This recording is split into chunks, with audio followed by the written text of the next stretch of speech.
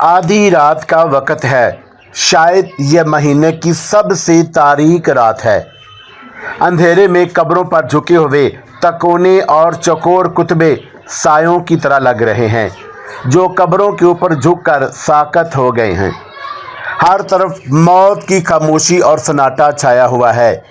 एक पुरइसरार सी धुंध चारों तरफ फैली हुई है, जिसने कब्रिस्तान की मातमी फिजा को और ज़्यादा सोगवार बना दिया। इस खामोशी और सन्नाटे में थोड़ी थोड़ी देर बाद दबी दबी घुटी घुटी एक इंसानी आवाज़ सुनाई दे जाती है। कभी ये आवाज़ एक लंबी कराह में तब्दील हो जाती। एक लम्हे के लिए ये आवाज़ खामोश हो जाती और उसके बाद ठक ठक की आवाज़ आने लगती, जैसे कोई लकड़ी के किसी तख्ते को उखाड़ने की कोशिश कर रहा हो।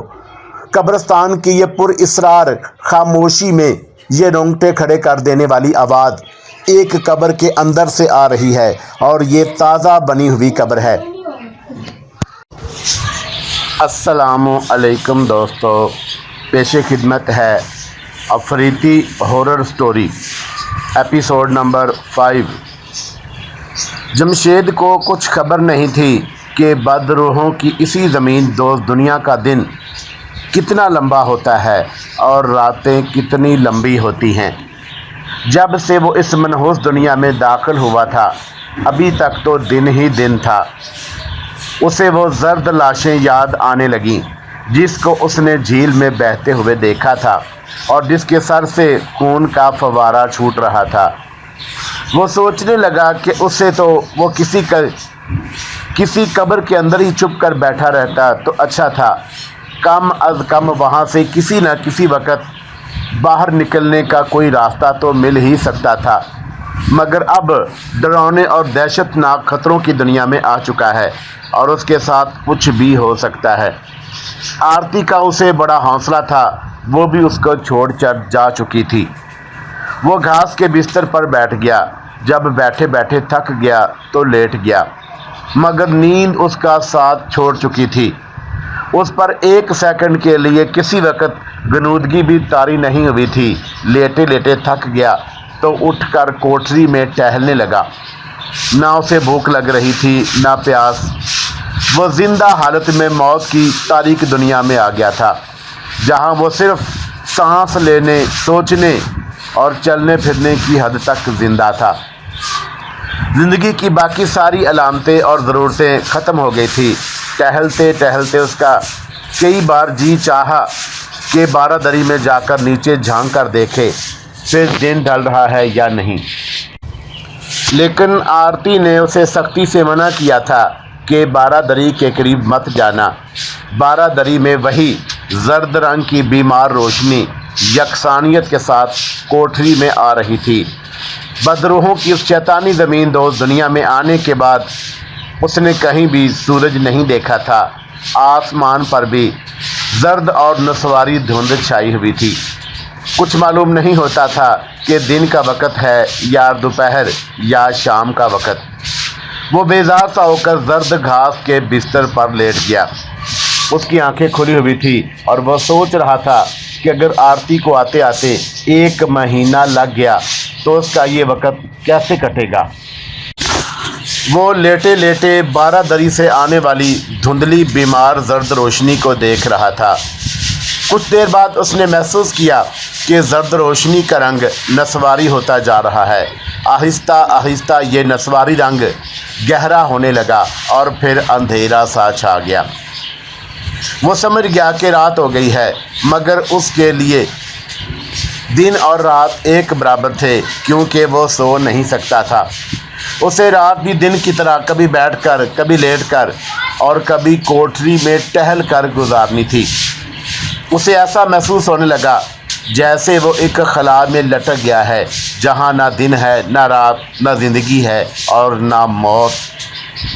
फिर रात का गुप्त अंधेरा छा गया। कोठरी में अंधेरा इतना गहरा हो गया कि उसे अपना जिस्म भी दिखाई देना बंद हो गया। उस पर सन्नाटा और खामोशी इस कदर छा गई जैसे कायनात की सारी आवाज़ें खामोश हो गई हों। उसे कदीम आतिश परस्तों के कुछ ऐसे मंत्र भी आते थे जिनको पढ़कर وہ اپنے اوپر خواب کی سی حالت طاری کر لیا کرتا تھا، مگر بدروحوں کی زمین دوست دنیا میں آنے کے بعد اس کو ایک بھی منتر یاد نہیں آ رہا تھا۔ اس کا ذہن کالے جادو کے منتروں کو بالکل بھلا چکا تھا۔ اس کے پاس سوائے اس کے اور کوئی چارہ نہیں تھا کہ بس گھاس کے بستر پر آنکھیں بند کر کے لیٹا رہے اور جب کبھی صبح ہو تو اٹھ کر کوٹری میں ٹہلنا اور آرتی کا انتظار کرنا شروع کر دے۔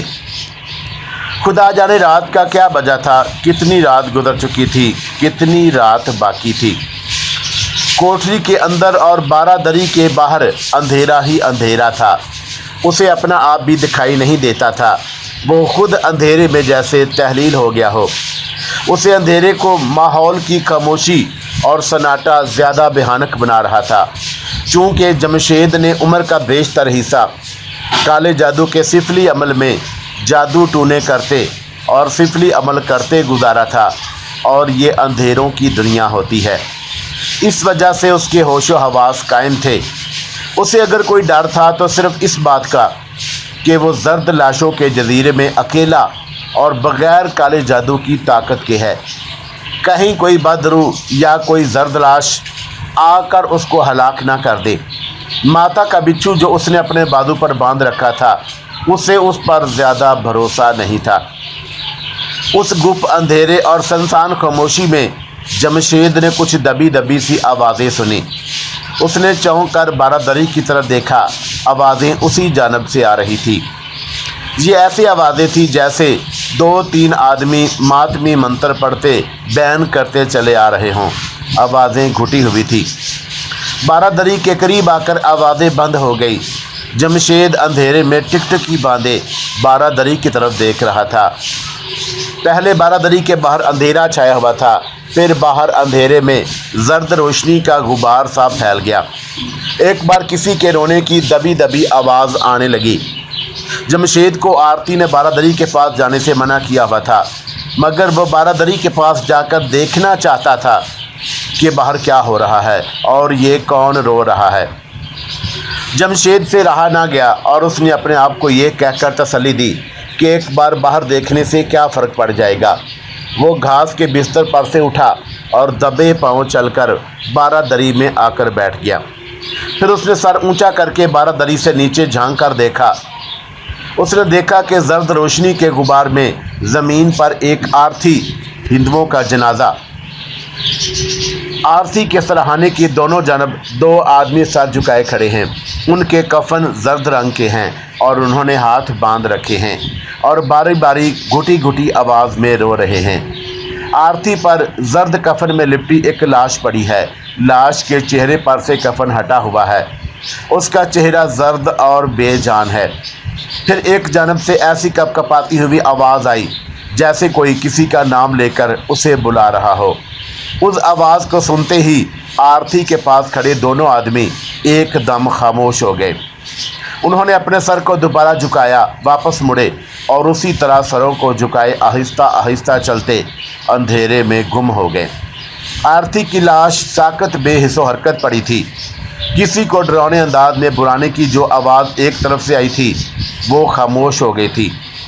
جمشید بارہ دری میں بیٹھا سر باہر نکالے دیکھ رہا تھا۔ وہی آواز ایک بار پھر ابھری۔ جمشید اس طرف دیکھنے لگا۔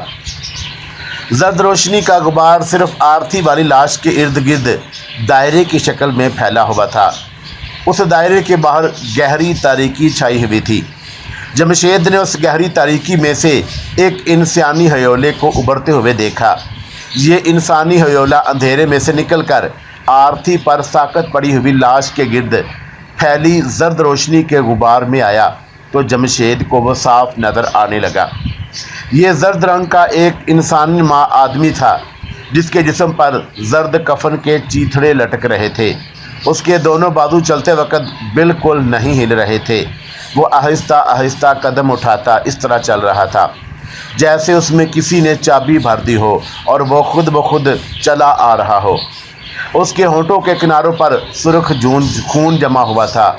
یہ زرد لاش ہی ہو سکتی تھی۔ زرد لاش آرتی کے پاس آ کر رک گئی۔ پھر اس نے اپنے دونوں بازو آگے کر دیے۔ جمشید نے دیکھا کہ اس زندہ لاش کی انگلیوں کے ناخن چھریوں کی طرح باہر کو نکلے ہوئے تھے۔ جیسے ہی اس نے اپنے بازو آگے کر کے آرتی والی لاش پر نظریں جمائیں، لاش میں حرکت پیدا ہوئی اور وہ اٹھ کر بیٹھ گئی۔ وہ اس حالت میں بیٹھی تھی کہ کسی قسم کی حرکت نہیں کر رہی تھی۔ زرد لاش ایک قدم چل کر آرتی والی لاش کے پاس آ گئی۔ زرد لاش کو اپنے قریب پا کر آرتی والی لاش نے اپنے منہ سے ایک گڑ گڑاہٹ کی آواز نکالی۔ زرد لاش نے اسی لمحے دونوں ہاتھوں سے لاش کی گردن کو دبوچ کر ایک ہی جھٹکے سے اس کا سر تن سے جدا کر کے ایک طرف کو اچھال دیا اور مردے کو کھانا شروع کر دیا۔ زرد لاش کسی درندے کی طرح مردے کے گوشت کو دونوں ہاتھوں سے نوچ نوچ کر کھا رہی تھی۔ یہ منظر دیکھ کر جمشید کے جسم میں خوف کی لہر سی دوڑ گئی، مگر وہ بارادری سے پیچھے نہ ہٹا اور لاش کو مردے کا گوشت کھاتے اور ہڈیاں چباتے دیکھتا رہا۔ اس کے دیکھتے دیکھتے زرد لاش مردے کو ہڑپ کر گئی۔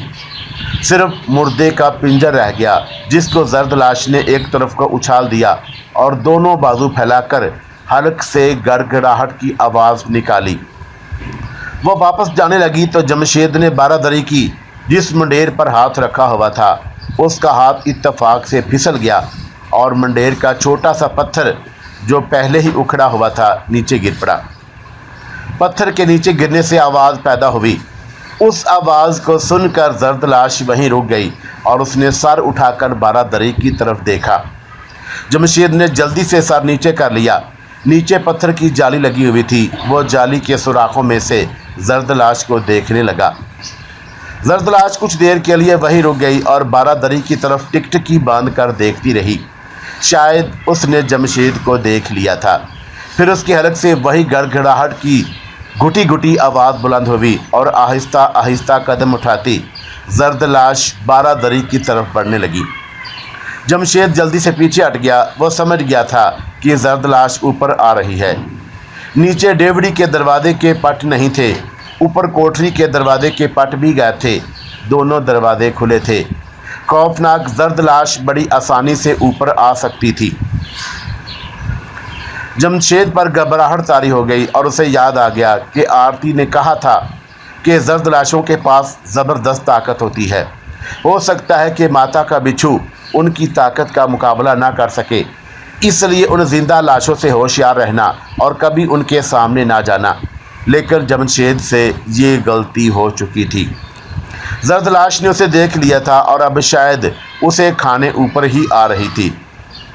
اسے گڑگڑاہٹ کی دبی دبی آواز سنائی دی۔ یہ زرد لاش کی حلق سے نکلنے والی آواز تھی اور نیچے تاریک سیڑھیوں میں سے آ رہی تھی۔ زرد لاش سیڑھیاں چڑھ رہی تھی اور کسی بھی لمحے کوٹری میں آ کر جمشید کا سر تن سے جدا کرنے والی تھی۔ جمشید خوف اور بے بسی کی حالت میں کوٹری میں ادھر ادھر دوڑنے لگا اور اسے زرد لاش سے بچنے کا کوئی راستہ نہیں مل رہا تھا۔ اس نے بارادری کی طرف دیکھا۔ وہ دوڑ کر بارادری میں آ گیا۔ بارادری ایک منزل اونچی تھی، نیچے اندھیرا تھا۔ اس نے بدحواسی میں بارادری کی دیوار کو ٹٹولا۔ کوئی جنگلی بیل دیوار سے چمٹی ہوئی تھی۔ زرد لاش کی گڑگڑاہٹ کی خوفناک آواز قریب آ گئی۔ زرد لاش کوٹری میں داخل ہو چکی تھی اور جمشید کو تلاش کر رہی تھی۔ موت جمشید کے سر پر کھڑی تھی۔ اس نے بارادری کی دیوار سے چمٹی ہوئی بیل کو دونوں ہاتھوں سے پکڑا اور نیچے چھلانگ لگا دی۔ وہ بیل کے ساتھ ہی نیچے جھاڑی میں آ کر گرا۔ جھاڑی میں گرنے اور اکھڑتی ہوئی جنگلی بیل کے ساتھ نیچے گرنے سے اسے زیادہ چوٹیں نہیں آئی تھی۔ وہ اٹھا اور دیوانہ وار ایک طرف کو بھاگ کھڑا ہوا۔ اس کے چاروں طرف تاریکی ہی تاریکی تھی اور وہ اس تاریکی میں بھاگتا چلا جا رہا تھا۔ کبھی کسی جھاڑی میں الجھ کر گرتا، گر کر اٹھتا اور پھر دوڑنا شروع کر دیتا۔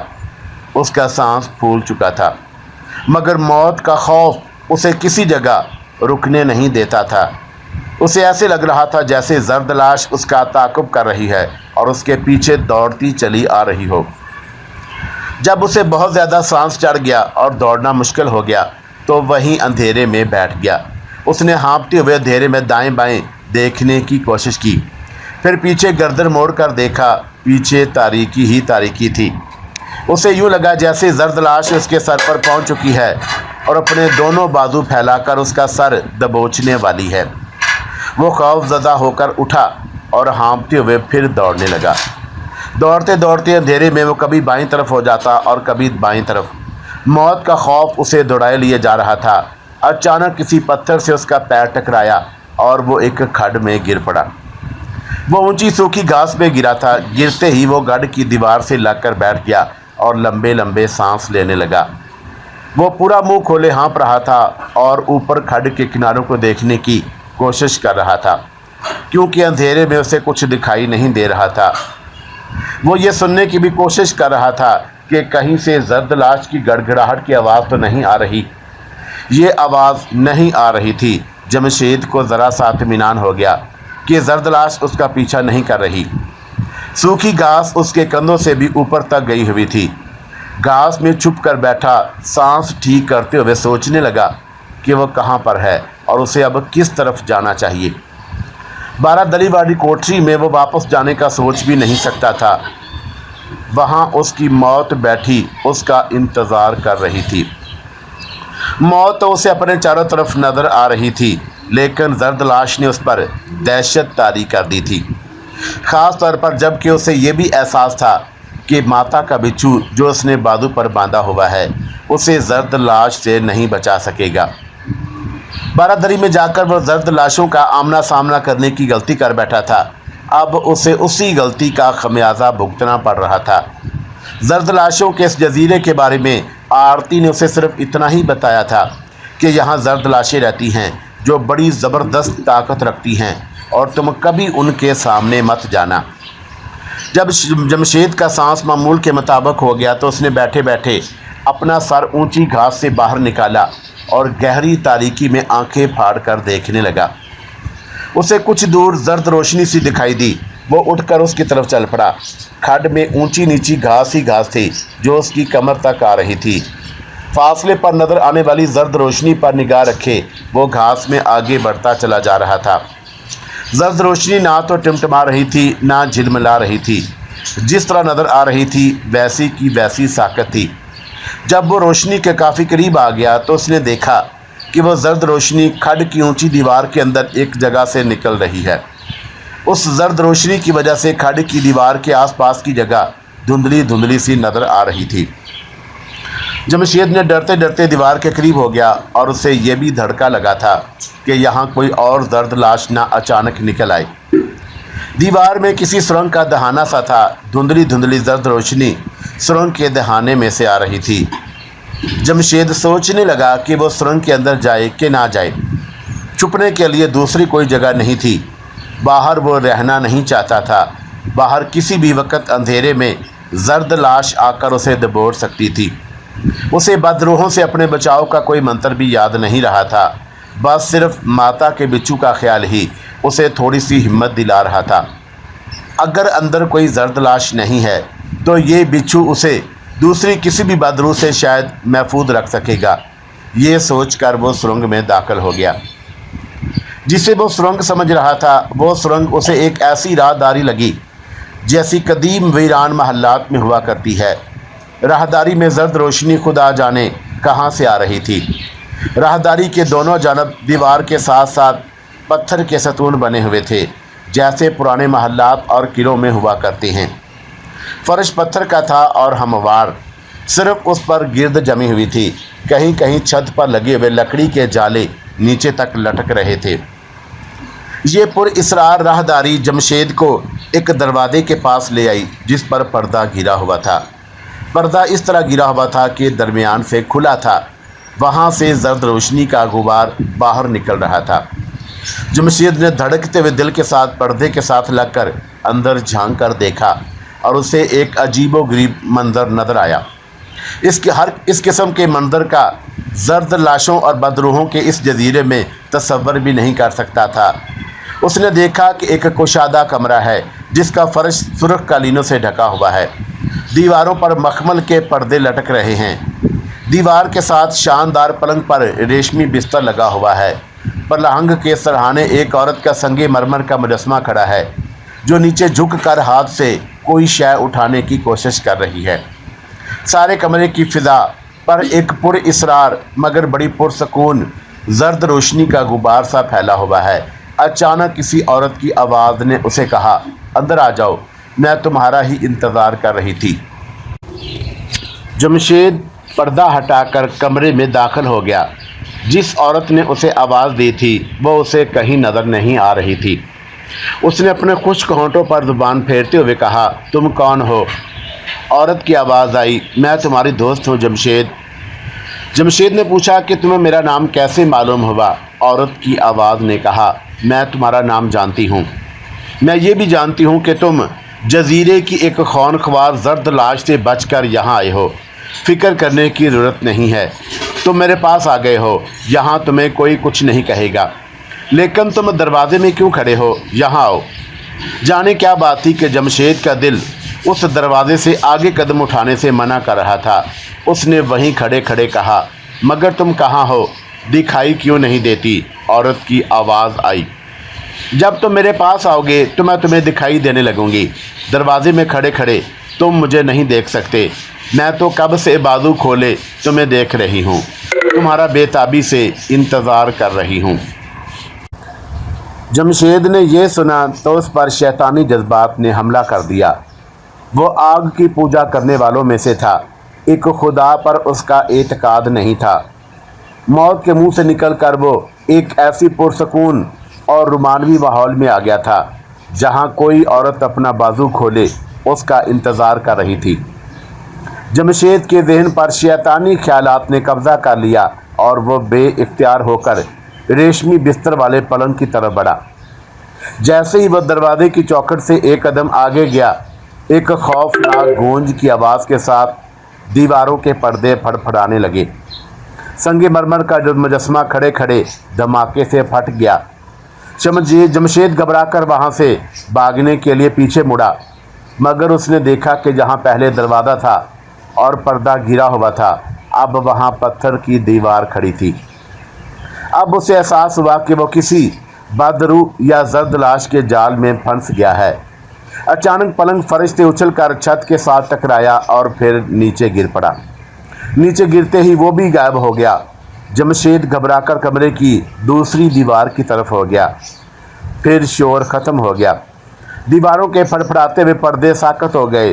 پلنگ پر پھر سے اپنی جگہ پر نمودار ہو گیا اور اس کے سرہانے عورت کا جو مجسمہ کھڑا تھا وہ بھی پھر سے اپنی جگہ پر ظاہر ہو گیا۔ جمشید خاموش کھڑا پھٹی پھٹی آنکھوں سے ماحول کا جائزہ لے رہا تھا۔ اسے یہ سمجھنے میں دیر نہیں لگی تھی کہ یہ سب جادوگری کی شعبدہ بازی ہے۔ وہ صرف اس خیال سے ڈر رہا تھا کہ کہیں یہ اسی زرد لاش کی شعبدہ بازی نہ ہو۔ اگر وہ کسی طرف سے ظاہر ہو جاتی ہے تو پھر جمشید کو موت کے منہ سے کوئی نہیں بچا سکتا۔ کمرے کی فضا پر موت کی خاموشی چھا گئی۔ پھر ایسا ہوا کہ ایک کونے کی جانب سے گڑگڑاہٹ کی آواز آئی۔ جمشید کا دل بیٹھ گیا، اس کا رنگ زرد پڑ گیا، جسم ٹھنڈا ہو گیا۔ یہ زرد لاش کی آمد کی آواز تھی۔ وہ کونے کی طرف سہمی ہوئی نظروں سے دیکھ رہا تھا کہ اچانک وہاں ایک دراز قد چوڑا چکلا سیاہ پوش آدمی نمودار ہوا۔ جمشید ایک قدم پیچھے ہٹ کر دیوار سے لگ گیا۔ سیاہ پوش آدمی آگے آ کر پلنگ کے پاس رک گیا۔ زرد روشنی میں جمشید یہ دیکھ کر لرز اٹھا کہ اس آدمی کی گردن پر انسانی چہرے کی بجائے ایک کھوپڑی لگی ہوئی تھی اور کھوپڑی کی ایک آنکھ سے کالا بچھو چمٹا ہوا تھا اور کھوپڑی کا اوپر والا حصہ غائب تھا۔ یہ اسے قبر والی جادوگر نستور کی بدروح تھی جس میں بیٹھ کر جمشید نے چلا کیا تھا، اور جمشید کا چلا الٹ جانے کی وجہ سے نستور کی آدھی کھوپڑی اڑ گئی تھی اور جو اس کا جانی دشمن بن گیا تھا۔ جمشید کو یہ دیکھ کر ذرا سا حوصلہ ضرور ہوا کہ وہ جادوگر نستور کی بدروح ہے، زرد لاش نہیں ہے، اور ممکن ہے کہ ماتا کا بچھو اسے جادوگر نستور کی بدروح سے بچا لے۔ نستور جادوگر کی بدروح اپنی کھوپڑی کی ایک آنکھ کے سوراخ میں سے قہر آلود نظروں سے جمشید کو دیکھ رہا تھا۔ نستور کی بدروح نے گرجدار آواز میں کہا، جمشید عامل، میں نے تمہیں خبردار کیا تھا کہ اب تم قیامت تک میرے غلام بن کر رہو گے، اس لیے کبھی میرے مقابلے پر نہ اترنا، مگر تم نے میری بات نہیں مانی اور میری دشمن بدروح آرتی سے مل کر مجھے دھوکہ دینے اور میری قید سے بھاگ نکلنے کی کوشش کی۔ اب میں تجھے زندہ نہیں چھوڑوں گا۔ जमशेद ने मिन्नत समाजत करने के लहजे में कहा, मुझे कत्ल करके तुम्हें क्या हासिल होगा? तुम्हारी आधी खोपड़ी तो तुम्हें वापस नहीं मिलेगी, फिर मुझे माफ़ क्यों नहीं कर देते? शायद देवता इसी बात पर तुमसे खुश हो जाएं और तुम्हारी खोपड़ी तुम्हें वापस मिल जाए। बदरू नस्तूर ने कड़क कर कहा, तुम कौन होते हो मुझे सलाह मशवरा देने वाले? तुम्हारी हैसियत मेरे सामने एक चींटी की तरह है। मैं जब चाहे तुम्हें चुटकी में मसल सकता हूँ। और याद रखो, नस्तूर जादूगर सिर्फ एक बार अपने दुश्मन को मौका देता है, उसके बाद वो दुश्मन को मौत की नींद सुला दिया करता है। तुम भी मरने के लिए तैयार हो जाओ। जमशेद ने नस्तूर जादूगर की बातों से अंदाज़ा लगा लिया था कि उसे ये तो मालूम हो गया है कि वो आरती से मिलकर उसके जाल से निकल जाने की कोशिश कर रहा है, मगर उसे ये मालूम नहीं हुआ था कि उसने आरती की मदद से माता का बिच्छू अपने बाजू पर बांधा हुआ है, जो बकौले आरती के जमशेद को नस्तूर जादूगर से महफूज रखेगा। उसने कहा, अगर तुम आतिश परस्तों के कदीम जादूगर हो तो मैं भी आतिश परस्तों के एक पुजारी जादूगरों के ताकतवर ख़ानदान से ताल्लुक़ रखता हूँ। हमारे ख़ानदान के एक ज़बरदस्त जादूगर ने मेरे पास आकर मुझ पर एक ऐसा मंत्र फूंक दिया है कि जो तेरे हर हमले को नाकाम बना देगा। नस्तूर जादूगर की बदरूह ने एक बेहानक कहका लगाया और गुस्से में आकर अपना हाथ जमशेद की तरफ झटक दिया। उसके हाथ से खरगोश जितना बड़ा काला बिच्छू निकलकर जमशेद की तरफ लपका। वो जमशेद को अपने जहरीले डंक से 1 सेकंड से भी कम मुद्दत में हलाक कर सकता था। वो जैसे ही जमशेद को डसने के लिए उसकी गर्दन की तरफ आया, उसे एक ज़ोरदार धक्का लगा और उछलकर नीचे गिरा और गिरते ही जल कर राख हो गया।